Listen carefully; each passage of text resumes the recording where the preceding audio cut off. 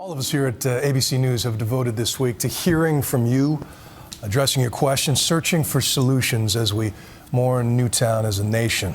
Across more than a few of our message boards, we've seen more than a few people raise concern over violent video games and the cultural effect of having so many young men living virtual lives as first-person shooters. So tonight, ABC's Neil Karlinski takes a look. Across the country this week, America's love affair with violence is under the microscope.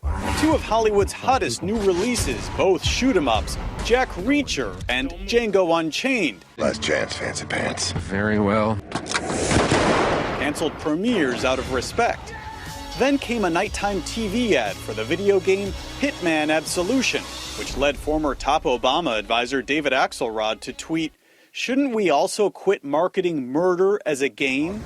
But while the adults were asking questions, America's kids went on their daily shooting spree. It is virtual violence, in this case playing one of the most popular, profitable, and most violent games, Call of Duty, a so-called first-person shooter, because the player takes on a killer's point of view. But is this just good fun, or is an entire generation being trained and desensitized to the act of shooting people? Some people just go crazy, just yelling. Thomas Pantig and Stephen Lloyd are typical of many in their generation. Good jobs by day, obsessed with Call of Duty when they get home. Dr. Chris Ferguson has conducted a series of multi-year studies of 11 to 18-year-olds to find out what violent games do to them. His conclusion? There's no evidence to suggest that exposure to violent video games is associated with violent criminal behavior. He has a name for the outcry over violent games that sometimes follows a mass shooting. He calls it moral panic. Whenever a new form of media comes out that particularly older generations don't use and don't understand, it's very, very common for that new media to be blamed for a variety of social ills. Some may not like them. That's a matter of personal taste. In the 1950s, it was comic books and a full Senate hearing over the belief that they were making America's kids turn violent. What are we afraid of? Are we afraid of our own children? Do we forget that they are citizens too and entitled to the essential freedom to read? Or do we think our children so evil, so vicious, so simple-minded that it takes but a comic magazine story of murder to set them to murder, of robbery to set them to robbery? By the 1980s, it was Tipper Gore versus Twisted Sister's Dee Snider over the issue of suggestive rock lyrics.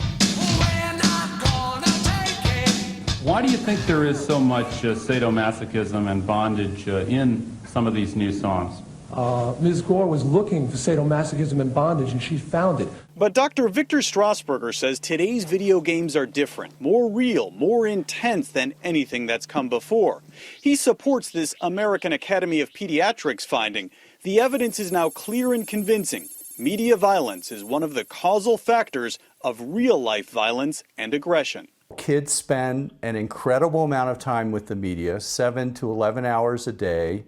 They see increasingly violent media.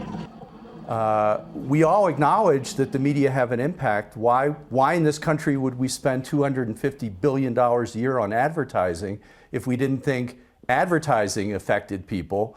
So whose research to believe? Who to judge? The U.S. Supreme Court already has. In striking down California's attempt at a violent video game law, the court had this to say about studies linking games to violent behavior.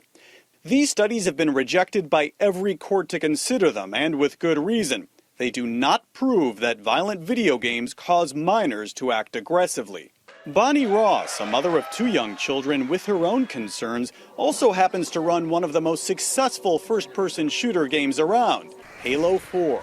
And while it's far more tame than the violent games many point fingers at, Ross's advice is the same. What do you say to parents who worry it's too violent, it's not good for the kids? What I recommend is your kids are going to play games, play it with them, so that you can really be there to answer questions and help them through that. And then you have to make a decision as a parent what's right for you. Games, movies, music, comics, easy targets amidst a moral panic. As a society, if we focus in on the wrong issue, if we focus in on something that is a red herring, that is not going to help anybody, that can really distract the national conversation from serious issues.